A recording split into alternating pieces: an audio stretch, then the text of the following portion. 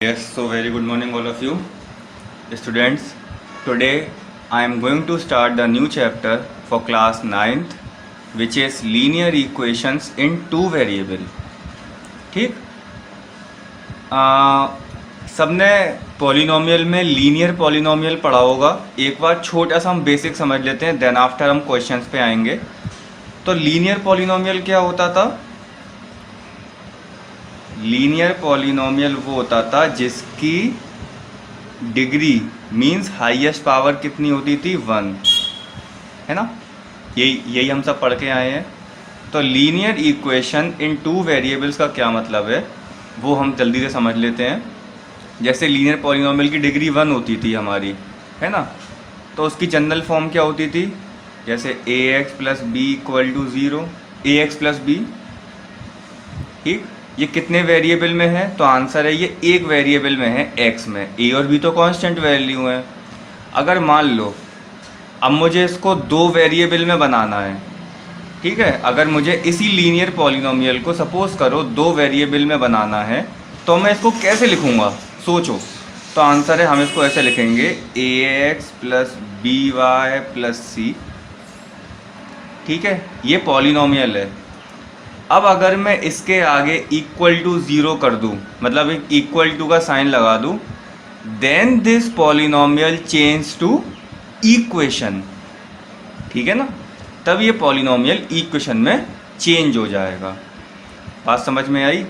तो linear equations इन two variables की जो जनरल फॉर्म होती है प्यारे बच्चों, वो होती है ax plus b y plus c equal to 0 where a b c are constant value. जहाँ पर ए बी सी होती हैं वो कॉन्स्टेंट वैल्यू होती हैं, कुछ भी हो सकती हैं. ठीक है, a b c are real numbers कह सकते हो, कॉन्स्टेंट वैल्यू कह सकते हो.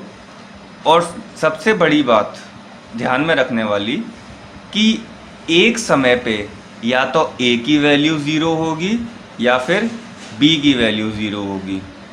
क्योंकि अगर a और b की वैल्यू दोनों एक समय पे 0 हो गए, इसका मतलब ये होगा कि वहाँ पे सिर्फ c बचेगा, जिसको हम बोलेंगे कांस्टेंट पॉलिनोमियल. ये पॉलिनोमियल में सबने अच्छे अच्छे टाइप्स पढ़े हुए हैं. मैंने लिखा हुआ है कि a and b both are not equal to 0 at same time, है ना. एक समय पे एक वैल्यू 0 होनी चाहिए. फिर सबको बात क्लियर है? आप सोच रहे होंगे कि कैसे, हमारे दिमाग में कुछ पिक्चर नहीं बन रही है. जैसे मेरे कहने का मतलब है, अगर मैं पहली बार में a इक्वल टू 0 कर दूँ तो मैं इसको 0x plus b y plus c equal to 0 लिख सकता हूँ. हाँ सर, लिख सकते हैं, है ना, लिख सकते हैं. ऐसे ही सेम b के लिए हो जाएगा. ठीक है, ये बात ध्यान में रखने वाली है.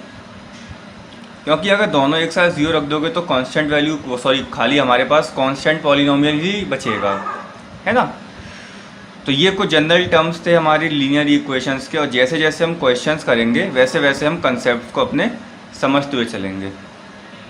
ठीक है, तो आइए देखते हैं. सबसे पहला question, which equation satisfy the data given in the table. इसमें से कौन सी इक्वेशन इस टेबल को, इस टेबल में जो डेटा दे रखा है उसको सेटिस्फाई कर रही है. तो देखो, यहाँ हमारे पास 4 लीनियर इक्वेशंस गिवन है एक 2 वेरिएबल में. ठीक है, तो पहली में ट्राई करते हैं. अगर मैं पहली में ट्राई करूँ, जैसे मान लो मैं यहाँ पे x की वैल्यू -1 रखूँ. इसका सबसे शॉर्ट तरीका क्या है मालूम है? सबसे शॉर्ट ट्रिक है कि शुरू की एक दो वैल्यू रख के देख लो, चारों इक्वेशंस में. अगर मैच कर जाती हैं इसका मतलब हमारी वही इक्वेशन हमारा आंसर होगा, है ना. तो अगर मैं यहाँ पे x की जगह पहले -1 रखूँ, तो यहाँ पे x की जगह मैं -1 रखूँगा तो ये -1 -2 -3 हो जाएगी. चलो, इसका मतलब एक वैल्यू मैच कर रही है. आगे देखते हैं. अगर मैं यहाँ पे x की वैल्यू 0 रखता हूँ तो y की वैल्यू -2 हो जाएगी. तो ये तो गलत हो गई इक्वेशन. ठीक है, सिमिलरली अगर मैं b इक्वेशन में ट्राई करूँ, अगर मैं x की जगह -1 रखूँ तो 2 × -1 -1, सॉरी 2 इंटू -1 -2 एंड -2 -1 -3। तो एक, चलो एक तो ये वैल्यू मैच कर रही है। दूसरी देखते हैं, अगर मैं x इक्वल टू 0 रखता हूँ, x इक्वल टू 0 रखी तो y इक्वल टू -1 आ गई, ठीक है ना। अगर मैं x इक्वल टू 1 रखता हूँ तो y इक्वल टू 1। तो ये सारे डेटा को फॉलो, ये सारे डेटा को ये वाली इक्वेशन सेटिस्फाई कर रही है, ठीक है। तो इसीलिए मेरा आंसर ये हो जाएगा। और सबसे बड़ी बात मैं आपको एक चीज़ तो समझा दूँ कि इस बी इक्वेशन में क्या हो रहा है, जब हम x की जगह पहले -1 रख रहे हैं तो y की वैल्यू हमारे पास -3 आ रही है। फिर से जब हम x की जगह 0 रख रहे हैं तो y की जगह हमें -1 मिल रहा है। फिर से जब हम x की जगह 1 रख रहे हैं तो हमें y की जगह 1 मिल रहा है। एंड जब हम x की जगह 2 रख रहे हैं तो y की जगह हमें 3 मिल रहा है। तो ये सब क्या है, ये सब क्या हैं? तो आप कहोगे सर ये जो हैं ये इस इक्वेशन के क्या हैं, सॉल्यूशंस हैं। क्या हैं? सॉल्यूशंस हैं, क्योंकि ये कोऑर्डिनेट्स इस इक्वेशन को प्रॉपरली सेटिस्फाई कर रहे हैं, ठीक है। बात सबको समझ में आई यहाँ तक? आगे चलते हैं। अगला है द ग्राफ ऑफ इस इक्वेशन का इंटरसेक्ट कोऑर्डिनेट एक्सिस। अच्छा, अब इसका जो ग्राफ है, इसका जो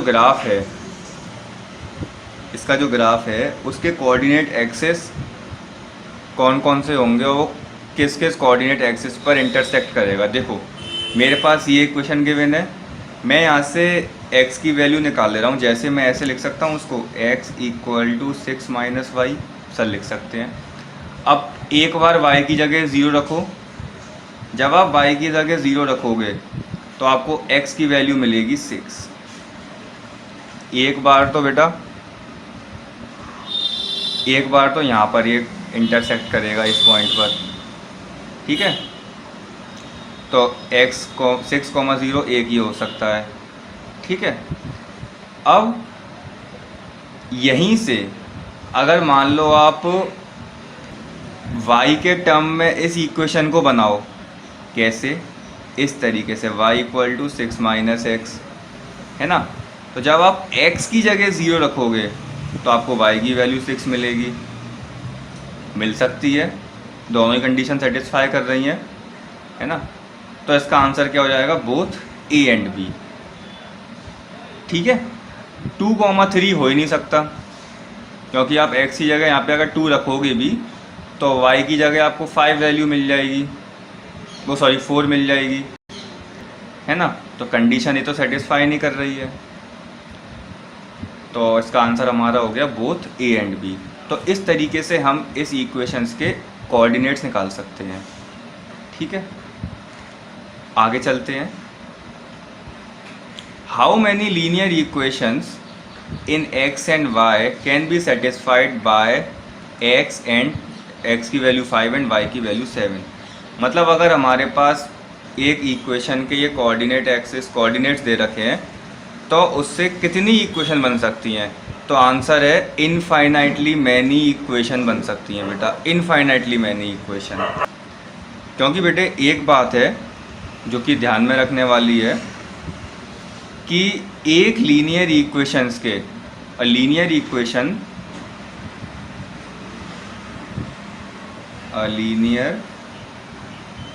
equations in two variable have infinitely many solutions। कि कोई भी अगर लीनियर इक्वेशन आपको गिवन है बेटा तो उसके इनफाइनाइटली मैनी सॉल्यूशन हो सकते हैं, बहुत हो सकते हैं सॉल्यूशन, आप कितने भी सॉल्यूशन निकाल सकते हो उसके। तो एक बात बताओ, अगर कितने भी सॉल्यूशन होंगे तो उसकी कैसी कैसी अलग अलग इक्वेशन बन सकती हैं, बहुत तरीके की इक्वेशन बन सकती हैं, है ना। तो इसीलिए इस पॉइंट के लिए ये जो कोऑर्डिनेट्स हैं, इस कोऑर्डिनेट्स के लिए इक्वेशंस, लीनियर इक्वेशन कितनी बन सकती हैं? इनफाइनाइटली। एक बार बना के देख लेते हैं। जैसे आप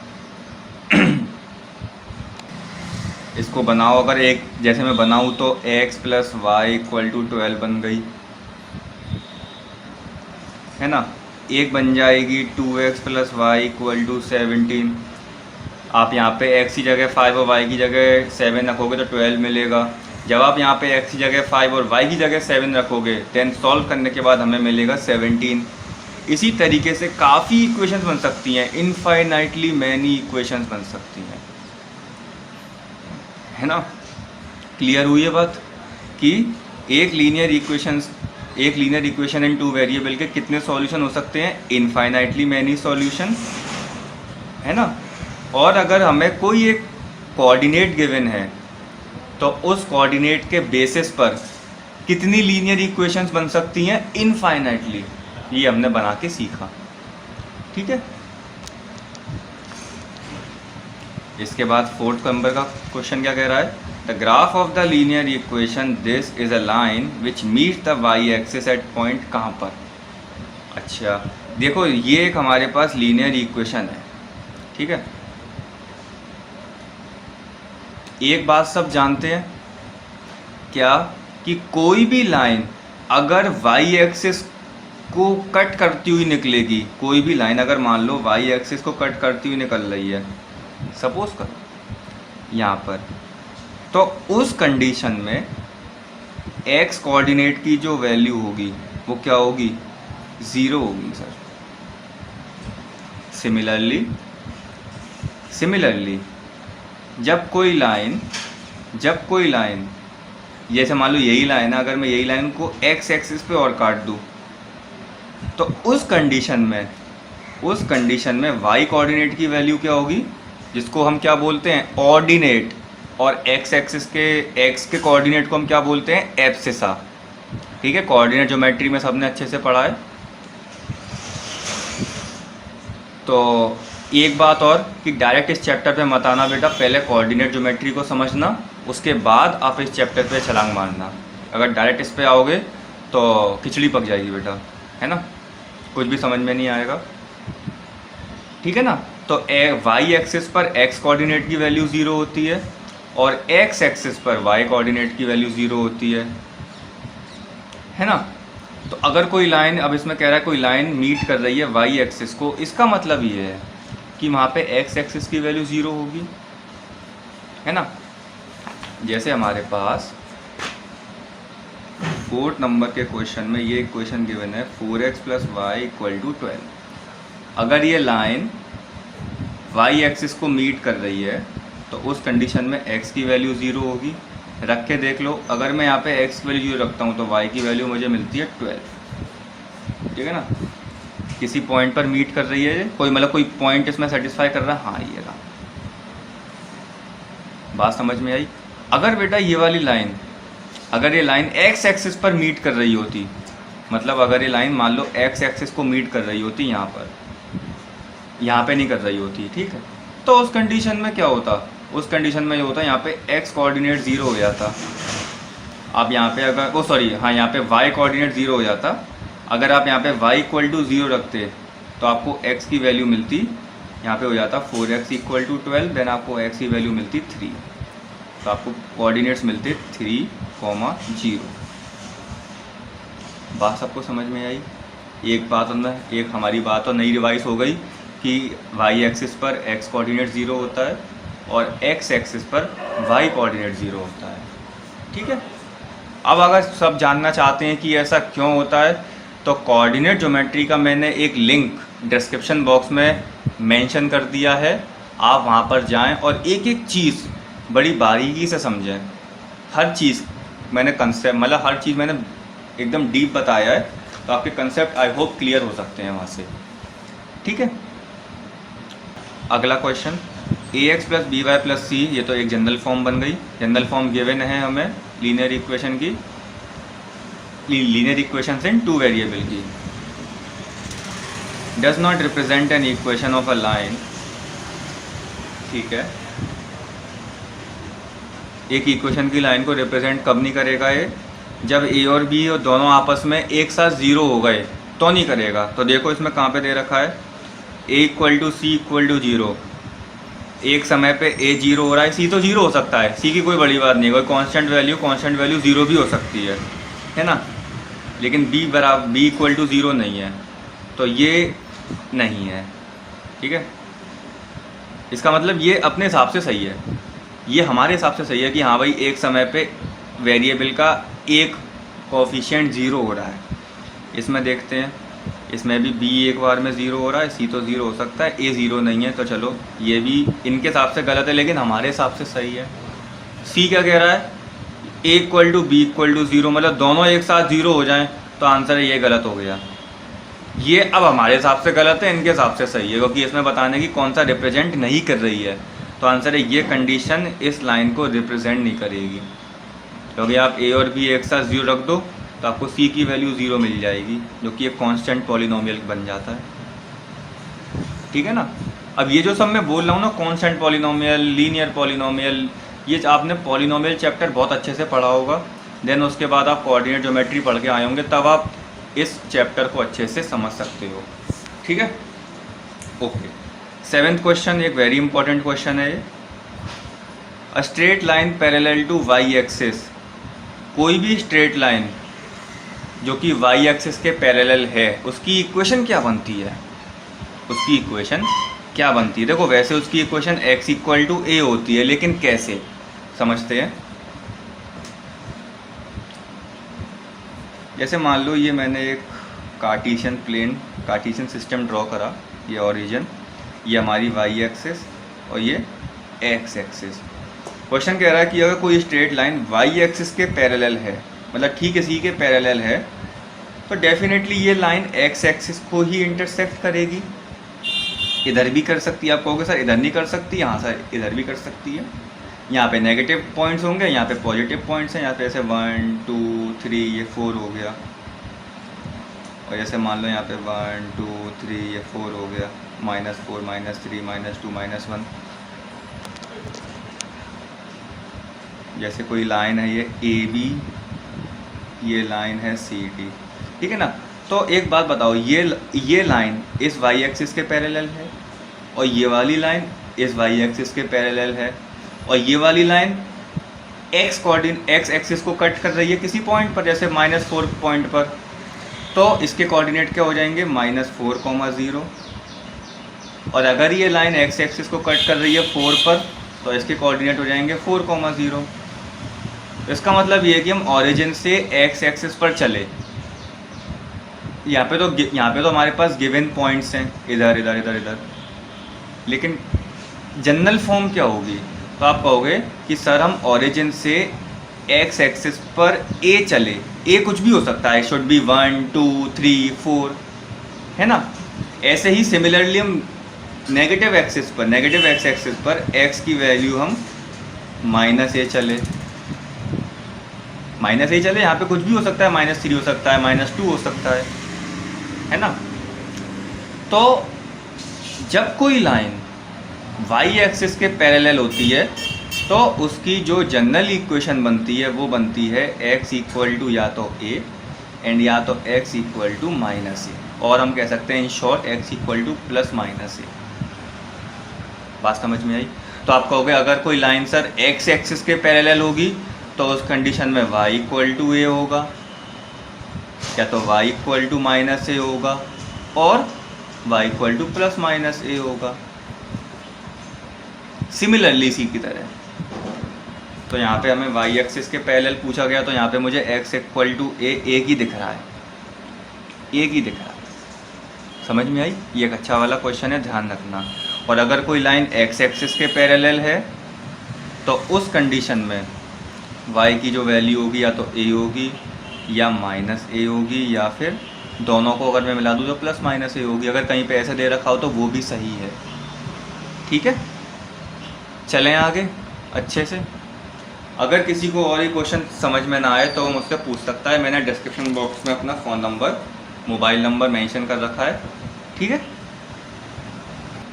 8th क्वेश्चन क्या कह रहा है, इफ़ ये कोऑर्डिनेट्स गिवन है हमें, is a solution of the linear equation.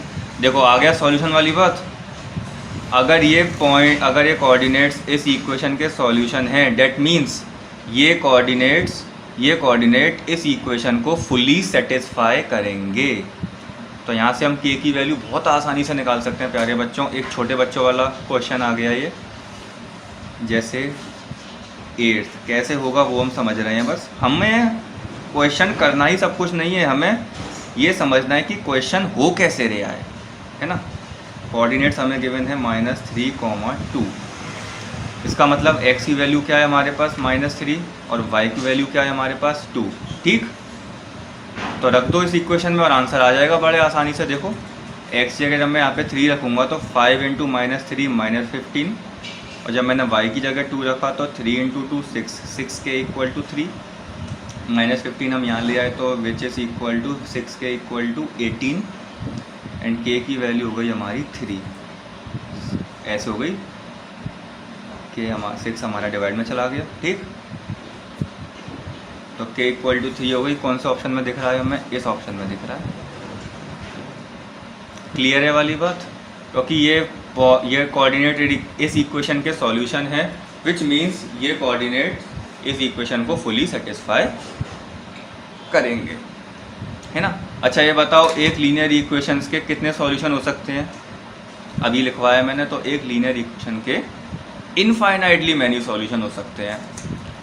और अगर कोई सॉल्यूशन हमें, कोई अगर कोऑर्डिनेट हमें गिवन है ना, तो उसके बेसिस पर कितनी लीनियर इक्वेशंस बन सकती हैं? तो इनफाइनाइट मैनी इक्वेशंस बन सकती हैं, इनफाइनाइटली मैनी इक्वेशंस, है ना। अगला क्वेश्चन देखते हैं, very interesting question 9th। If the graph of the equation this cuts the coordinate axis at P and Q, then the hypotenuse of right angle triangle POQ of length। Okay, क्या मतलब है इसका? In short हमें समझ लेते हैं। जैसे मैंने एक कार्टेशियन प्लेन बनाया, ये एक लाइन है ना।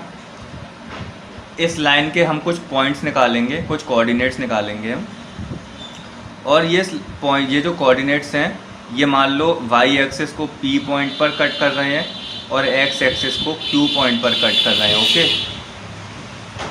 तो जब मैं इसको ज्वाइन करूँगा तो यहाँ से आप देखो मेरे लिए एक राइट एंगल ट्रायंगल बन गया ये POQ। मुझे इसमें बताना है हाइपोटेन्यूज क्या होगा। हाइपोटेन्यूज मतलब राइट एंगल के ठीक अपोजिट वाली साइड, मीन्स PQ की लेंथ पूछ रहा है ये इसमें, है ना। तो पहले तो इसके कोऑर्डिनेट निकालते हैं भाई, क्या होंगे इसके कोऑर्डिनेट्स। मेरे पास ये इक्वेशन गिवन थी, मैंने यहाँ से इसको x के टर्म में लिख लिया। ठीक है, अब मैं क्या करने वाला हूँ, मैं सबसे पहले यहाँ पे y की वैल्यू 0 रखूँगा। y की मैंने 0 रखी तो x की मुझे क्या मिल जाएगी, देखो ध्यान से, 3x इक्वल टू 15, तो x की वैल्यू मिल गई मुझे 5। चलो ठीक है, एक कोऑर्डिनेट मुझे ये मिला, कौन सा? 5,0। ठीक है, बात सबको समझ में आई। फिर से अगर मैं इसी इक्वेशन को y के टर्म में लिखना चाहूँ तो, क्योंकि ये वाली लाइन जो है वो y एक्सिस को भी तो कट कर रही है, तो मुझे y के भी कोऑर्डिनेट निकालने पड़ेंगे। तो ठीक है, मैं इसको y के टर्म में लिख रहा हूँ, 5y इक्वल टू 15 - 3x। अगर मैं यहाँ पे x की वैल्यू 0 रखता हूँ तो y की मुझे क्या मिल जाएगी, 15 हो जाएगी, y की 0 हो गई, y की वैल्यू मिल गई मुझे 3, तो कोऑर्डिनेट मिल गई मुझे 0,3। ठीक है, अब मैं इसको कार्टेशियन प्लेन में बना रहा हूँ और फिर देखते हैं कि क्या पिक्चर बन के आती है। ये ओरिजिन, अब मुझे x पर बनाने 1 2 3 4 5 और y पर 1 2 3। ठीक है, 3 2 1 1 2 3 4 5। ये पॉइंट है 5,0 और ये है 3 to 0,3। अब मैं इसको ज्वाइन कर रहा हूँ। ठीक है, बात समझ में आ गई सबको। ये एक राइट एंगल ट्रायंगल बन गया PO, मान लो ये पॉइंट है Q जिसके कोऑर्डिनेट हैं 5,0 और इस पॉइंट के कोऑर्डिनेट्स क्या हैं प्यारे बच्चों, 0,3। ठीक है, तो राइट एंगल ट्रायंगल POQ में OQ की डिस्टेंस क्या है, तो आंसर है सर ओ क्यू की जो डिस्टेंस है वो है 5, क्योंकि हम यहाँ से 5 चले हैं 1 2 3 4 5। सिमिलरली ओ पी की क्या डिस्टेंस है, तो आंसर है 3।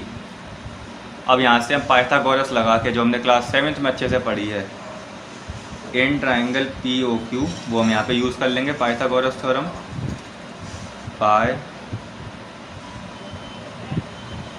पाइथागोरस थ्योरम, तो P O square plus O Q square equal to P Q square. ठीक है, पी ओ की वैल्यू क्या है 3 का स्क्वायर, ओ क्यू की वैल्यू है 5 का square equal to P Q square. P Q की हमें वैल्यू निकालनी है ना, तो 9 + 25 equal to P Q square, ये होगी 34 equal to P Q square. जब हम यहाँ से स्क्वायर हटाएंगे तो यहाँ पे अंडर रूट आ जाएगा, √34। नंबर सिस्टम में अच्छे से सीखा हुआ सबने। तो इस लाइन की, इस हाइपोटेन्यूज की मुझे वैल्यू मिल गई √34 यूनिट्स, है ना। क्लियर है, सबको समझ में आ गया। तो इस तरीके से मैंने ये हाइपोटेन्यूज फाइंड करी है, और इसी तरीके से हम फाइंड कर सकते हैं, ऐसा ही क्वेश्चन हमें मिल सकता है। ठीक है, अगला point 0, -4 lie on the line. अच्छा, ये पॉइंट किस लाइन पर लाई करेंगे? अगर ये पॉइंट किसी न किसी लाइन के सॉल्यूशन होंगे तो वो उस इक्वेशन को सेटिस्फाई करेंगे। तो पहले में देखते हैं, अगर मैं x की जगह 0 रखता हूँ तो y की जगह मुझे क्या मिलेगा -2। सॉल्व करने के बाद सब कर सकते हैं आराम से, मेरे साथ साथ करेंगे। अगर मैं x की जगह 0 रख रहा हूँ तो यहाँ पे मुझे y की जगह मिल जाएगा -2 आफ्टर सॉल्विंग, है ना। सिमिलरली अब c में वो देख लेते हैं, ऐसे चल रहे हैं। जब मैं x की जगह 0 रख रहा हूँ तो y की जगह मुझे -4, या यही मिल गया। चलो, इसका मतलब ये पॉइंट्स इस इक्वेशन को सेटिस्फाई कर रहा है। इस तरीके से देखो, यही सॉल्यूशन होता है। ये इसका हम ये कहेंगे कि ये जो है इस इक्वेशन का क्या है, एक सॉल्यूशन है। ठीक है, तो बेटा यहाँ तक हमने 10 क्वेश्चंस करे हैं, सबको अच्छे से क्लियरली समझ में आ गया होगा। ठीक है ना। इसके बावजूद भी अगर आपको कोई डाउट लगे तो आप मुझसे पूछ सकते हो। ओके, इस पार्ट में हम सिर्फ क्वेश्चन नंबर 13 तक ही रखेंगे, देन नेक्स्ट पार्ट में हम बाकी के रिमेनिंग क्वेश्चंस को कवर कर लेंगे। ओके, अगला क्या कह रहा है ये, the equation y = 5 in 2 variable. ओहो, वेरी टफ क्वेश्चन। देखो, y = 5 एक इक्वेशन गिवन है हमें, ये कितने वेरिएबल में है, तो आंसर है सर ये 1 वेरिएबल में है, लीनियर है, क्योंकि y की डिग्री 1 है। अब इसको हमें 2 वेरिएबल में बनाना है, तो कैसे बनाऊंगा? अब आप कहोगे सर जनरल इक्वेशन तो ये होती है, लीनियर इक्वेशन इन 2 वेरिएबल की होती है, तो यहाँ पे x का तो टर्म है ही नहीं है, तो मैं यहाँ पे x की जगह 0 मान सकता हूँ। हाँ सर, मान सकते हैं, मान सकते हैं। मैं इसको ऐसे लिख सकता हूँ 0x + 1y = 5। सॉल्व करने के बाद तो y = 5 ही आना है, देख लो, आना है। तो कहीं पे दिख रही है मुझे, हाँ दिख रही है, ये रही 0x + 1y = 5। अगर मान लो ऐसे दे रखा होता x = 3 और हमें इसको 2 वेरिएबल में बनाना है, तो कैसे बनाते? तो आंसर है, हम बनाते 1x, 1 × x करोगे तो x ही आना है ना, + 0y = 3। ठीक है, 2 वेरिएबल में बन गई। सॉल्व करने के बाद हमें x = 3 मिलता। क्लियर। अगला, the points a, -a always lie on. अब ये जो पॉइंट्स हैं ये किसी ना किसी इक्वेशन को सेटिस्फाई करेंगे। किस इक्वेशन को करेंगे देखते हैं, फर्स्ट से स्टार्ट करते हैं। अगर मैं यहाँ पे x = a रखता हूँ,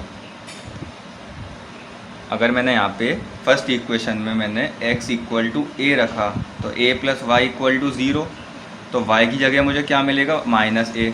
तो इसका मतलब जो उसके इस लाइन के जो कोऑर्डिनेट्स हो गए वो a, -a हो गए। यही आंसर आ गया, यही आंसर हो गया मेरा, और मुझे आगे बढ़ने की ज़रूरत नहीं है ना। वहाँ पे आप एक्सपेरिमेंट करने मत बैठ जाना एग्ज़ाम में कि चलो और मैं एक्सपेरिमेंट करते हैं, टाइम निकल जाएगा। यही ट्रिक्स होती हैं ऐसे क्वेश्चंस को सॉल्व करने की, जहाँ आपको आंसर दिखा चलो तुरंत सेटिस्फाई कर गई, ये पॉइंट्स इस लाइन को सेटिस्फाई कर गया, चलो आप कहोगे सर एक बार इसमें एक बार ट्राई करवा दो, इसमें ट्राई कर लो। अगर आप इसमें x की जगह a रख रहे हो, अगर आप इसमें x की जगह a रख रहे हो तो ये a minus y equal to 0 मिल जाएगा। तो y की जगह हमें क्या हो गया, y की वैल्यू क्या मिल गई हमें, अगर a y को मैं इधर ले जाऊँ तो a इक्वल टू वाई, तो y की वैल्यू हमें a मिल गई। तो जिसके कोऑर्डिनेट्स जो आए वो आए a कॉमा a, सेटिस्फाई नहीं कर रहे हैं, छुट्टी, ये दोनों तो होंगे ही नहीं। ठीक है बेटे, चलें आगे। बहुत अच्छे अच्छे क्वेश्चन हैं, बेसिक क्लियर हो रहा है हमारा अच्छे से।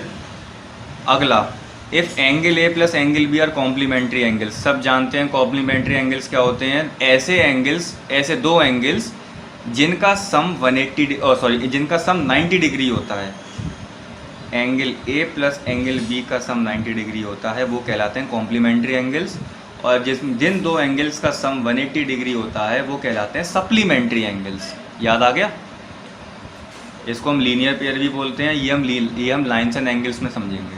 खैर, अब अगर मान लो एंगल ए प्लस एंगल बी का सम 90 डिग्री है एंड एंगल ए की वैल्यू अगर x है,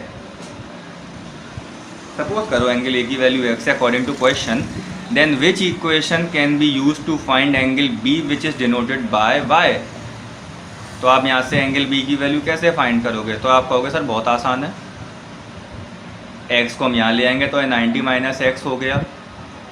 अब एंगल b को इन्होंने y का नाम दे दिया तो y रख दो एंगल b की जगह, तो ये हो जाएगा 90 माइनस एक्स। कहीं पे दिख रहा है बताना जरा, 90 माइनस एक्स, ये रहा, ये हमारा आंसर हो गया।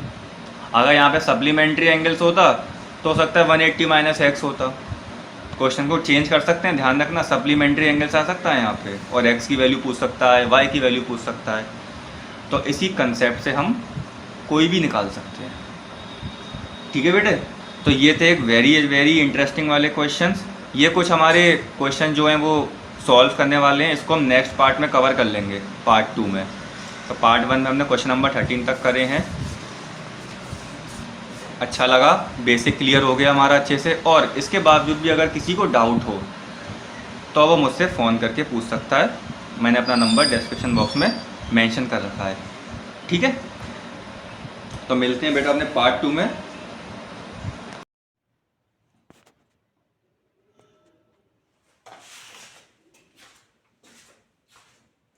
Yes, so question number 5 says, in the given rectangular coordinate system, the shaded region is bounded by two straight lines. तो हमारे पास क्वेश्चन में कोऑर्डिनेट सिस्टम गिवन है बेटे, किस तरीके का है, ये हमारी x एक्सिस हो गई, ये negative x, this is positive y and this is negative y, this is my origin, ये 1, यहाँ पे 2 और इधर एक पॉइंट है। ठीक है, तो एक स्ट्रेट लाइन हमारी ये जा रही है क्वेश्चन में। अच्छा, ये वाली स्ट्रेट लाइन अगर मैं अभी फिलहाल के लिए इस डायग्राम को ऑब्जर्व करूँ तो ये मेरी कौन सी एक्सिस है? तो आंसर है वाई एक्सिस है। तो ये जो स्ट्रेट लाइन क्वेश्चन में बनी हुई है, ये स्ट्रेट लाइन कौन सी एक्सिस के पैरेलल है? अभी मैं सिर्फ ऑब्जर्व कर रहा हूँ, तो आंसर है ये वाई एक्सिस के पैरेलल है। ठीक है, तो इसका भी एक कॉन्सेप्ट है, एक लाइन और बन रही है जो कि ऐसे जा रही है, ये यहां से। ठीक है, ये स्ट्रेट लाइन है बिल्कुल, ये बेटा। चलो, और इस पॉइंट के कोऑर्डिनेट क्या है? तो आंसर है इस पॉइंट के कोऑर्डिनेट्स हैं 0,1 दे रखे हैं, मतलब यहाँ पे पॉइंट 1 होगा हमारा। ठीक है, अच्छा, शेडेड पोर्शन कौन सा हमारा? शेडेड पोर्शन ये वाला है, ये सुनो।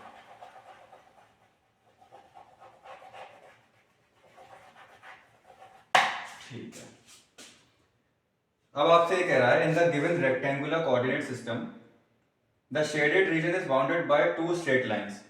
ये शेडेड रीजन दो स्ट्रेट लाइन से हमारा मिलकर बना है, एक तो ये वाली और एक ये वाली। ठीक है, अगर मैं ऑब्जर्व कर रहा हूं तो ये वाली स्ट्रेट लाइन जो है वो किस एक्सिस के पैरेलल है? वाई एक्सिस के पैरेलल है। ठीक है, आपसे कह रहा है which of the following is not an equation of one of the boundary lines. हमारे पास ऑप्शंस में कुछ इक्वेशंस लिखी हुई हैं, जैसे x is equal to 0, b है x is equal to 1, c है x minus y equal to 0 and d है हमारी बेटे x प्लस 2y इज इक्वल टू 2। ठीक है। अच्छा, आपसे कह रहा है कि इसमें से कौन सी इक्वेशन इन बाउंड्री लाइंस को सेटिस्फाई नहीं करेगी। कौन सी इक्वेशन, ये जो लाइंस है ना, ये वाली बाउंड्री लाइंस, इनको सेटिस्फाई नहीं करेगी। तो देखो, सबसे पहले हमें कार्टेशियन प्लेन में या एक्स वाई प्लेन में एक बात पता होनी चाहिए। क्या पता होनी चाहिए सर? देखो, अगर कोई इक्वेशन x इक्वल टू 0 दे रखी है, सिर्फ क्या, x इक्वल टू 0, ये इक्वेशन है बेटा। तो ये इक्वेशन एक एक्सेस होता है, आइदर एक्स एक्सेस और वाई एक्सेस, अभी बताऊंगा कौन सा। अगर ये इक्वेशन हमें दे रखी है तो इसका जो ग्राफ बनता है वो ऑन दी वाई एक्सेस पे बनता है। ग्राफ मतलब इसका जो लाइन बनेगा, लाइन वो कौन सी एक्सेस पे बनेगा? वाई एक्सेस पे। देखो कैसे बनेगा, पहले मैं इसको प्रूफ भी कर देता हूं। तो यहां बना लेता हूं, है ना, इधर बना लेता हूं, तो डायग्राम बना जाएंगे। तो इसको देखो, ध्यान से समझना पहले बात को। ये मेरी एक्स एक्सेस है, negative x, y negative, right. आपको पता है कि जनरल फॉर्म क्या होती है linear equation in two variables में? तो आंसर है ax plus b y plus c is equal to 0। मैं इस इक्वेशन को जनरल फॉर्म में लिखना चाह रहा हूँ, लिख सकता हूँ। तो आंसर यहाँ लिख सकते हैं सर, कैसे? x प्लस 0y, सी की वैल्यू 0 है, चाहे लिखो चाहे ना लिखो, इक्वल टू 0। ठीक है। अब यहां से मैं जरा x की वैल्यू निकाल रहा हूं, x is equal to 0 minus 0y। यहां से जरा इसके कोऑर्डिनेट्स निकालो फटाफट से। देखो, अगर हम y की जगह 0 रखेंगे तो x की वैल्यू 0 आएगी, y की जगह 1 रखेंगे तब भी x की वैल्यू 0 आएगी, y की जगह 2 रखेंगे तब भी x की वैल्यू क्या आएगी? 0 आएगी। अब मैं इन कोऑर्डिनेट्स को इस कार्टेशियन सिस्टम पे प्लॉट करूंगा।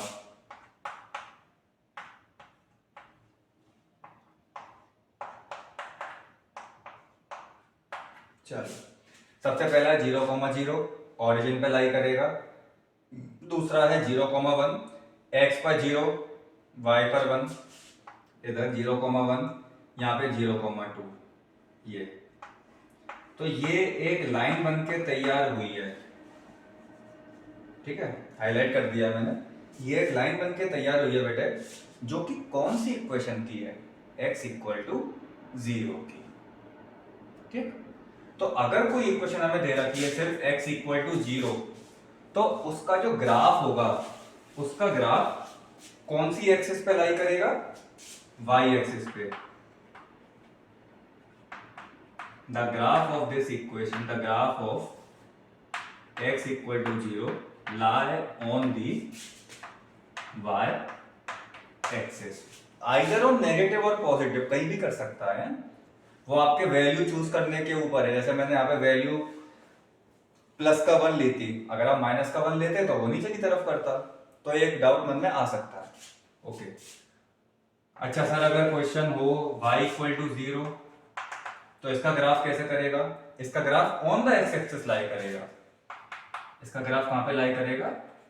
The graph of y equal to 0 lie on the x axis. अगर आप वही वाला केस टेबल बना के, अगर आप नेगेटिव एक्स की वैल्यू लोगे तो नेगेटिव साइड लाई करेगा, पॉजिटिव लोगे तो पॉजिटिव एक्सिस पे लाई करेगा। लेकिन ध्यान में रखना है, अगर x इक्वल टू 0 इक्वेशन है तो उसका graph on the y axis लाई करता है, और अगर इक्वेशन y इक्वल टू 0 है तो उसका graph on the x axis लाई करता है। ठीक है। एक बात नंबर 2, इसको मैं रब कर रहा हूं, इसको बना लेने दो अभी यहीं पे, है ना। अगर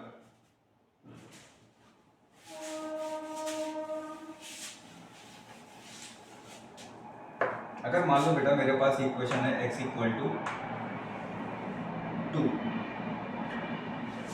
एक 2 है, इसका ग्राफ ऑन द एक्सिस लाई करता है या पैरेलल होता है किसी एक्सिस के, तो आंसर है इसका ग्राफ y एक्सिस के पैरेलल होता है। सर कैसे होता है, कैसे होता है? देखो बहुत ध्यान से समझना, इसको फिर से मैं जनरल फॉर्म में लिखूंगा, x plus 0y is equal to 2, x equal to 2 minus 0y। फटाफट से टेबल बनाओ। अगर हमें ये समझ में आ जाएगा तो हम y का भी बड़े आराम से बता सकते हैं ओरली। तो अगर मैं y की जगह 0 चूज करूंगा तो x की वैल्यू आएगी 2, y की जगह 1 चूज करूंगा तब भी x की वैल्यू आएगी 2, y की जगह 2 चूज करूंगा, पॉजिटिव ले रहा हूं ना भाई, नेगेटिव लोगे तो नेगेटिव साइड बनेगा, 2 चूज करूंगा तब भी x की वैल्यू आएगी 2। तो इसको कोऑर्डिनेट्स को xy प्लेन में हम प्लॉट करते हैं। देखो अगर मैं x पे चलता हूं 2 तो y 0, यहाँ पे 2, 0 हो गया, x पर 2 y पर 1, यहाँ पर x पर 2 y पर 2। तो जब मैंने इन पॉइंट्स को ज्वाइन करा तो ये मेरे पास एक लाइन बन के तैयार हुई which is just parallel to y axis. तो इसने मुझे ये समझाया कि अगर कोई इक्वेशन है जो कि x इक्वल टू, इसको मैं a कह देता हूं, 2 को a, it should be positive, it should be negative but not 0। अगर x इक्वल टू a है plus minus a, where a is not equal to 0, then the graph of this equation, then the graph of this equation is parallel to which axis? तो answer है is parallel to y axis। बात समझ में आई? इसी तरीके से अगर मान लो कोई इक्वेशन दे रखी है y equal to plus minus a, where a is not equal to 0, तो बताओ इसका ग्राफ कौन सी एक्सिस के पैरेलल होगा? अगर x equal to plus minus a का ग्राफ y एक्सिस के पैरेलल है तो y equal to plus minus a का ग्राफ किस एक्सिस के पैरेलल होगा? शॉर्ट में लिख देता हूं मैं, तो आंसर है पैरेलल टू x एक्सिस। ठीक है, यहां तक बात समझ में आई? लेकिन a की वैल्यू 0 नहीं होनी चाहिए, है ना? अब अगर हमें ये कॉन्सेप्ट क्लियर है तो हम इसका आंसर बड़े आसानी से दे सकते हैं। देखो कैसे, x equal to 0, x equal to 0 का ग्राफ किसके पैरेलल होगा? पैरेलल तो होता ही नहीं है सर, ये तो ऑन द y एक्सिस होता है। सही है, x इक्वल टू 0 का graph on the y axis कहीं पे कर रहा होगा? हाँ, कर रहा है, सेटिस्फाई कर रहा है, ये वाली तो सेटिस्फाई कर रही है। मतलब ये क्वेश्चन कह रहा है ना विच इज नॉट, हाँ तो ये तो है, हम इसको नॉट में लेके नहीं चलेंगे। x इक्वल टू 1 मतलब x इक्वल टू a, इसका ग्राफ किसके पैरेलल होगा? y एक्सिस के पैरेलल टू y एक्सिस, ये होगा ऑन दी y एक्सिस। तो ये तो है, ये वाला भी देखो पैरेलल है y एक्सिस के, हाँ है, यहाँ पे 0 हो रहा है ना, इसको भी मैं रोक देता हूं। अब देखो हमारे पास 2 और था ना, हाँ 2 था। देखो मैं पहले इस इक्वेशन को टेस्ट करके देखता हूं क्या ये इक्वेशन इस ग्राफ का कुछ हिस्सा है कि नहीं है। देखते हैं, जैसे x की वैल्यू अगर मैं यहाँ पे 0 लूं इस इक्वेशन में, या फिर मैं इस इक्वेशन का ग्राफ ही बना लूं मैं सीधे 2 माइनस 2y,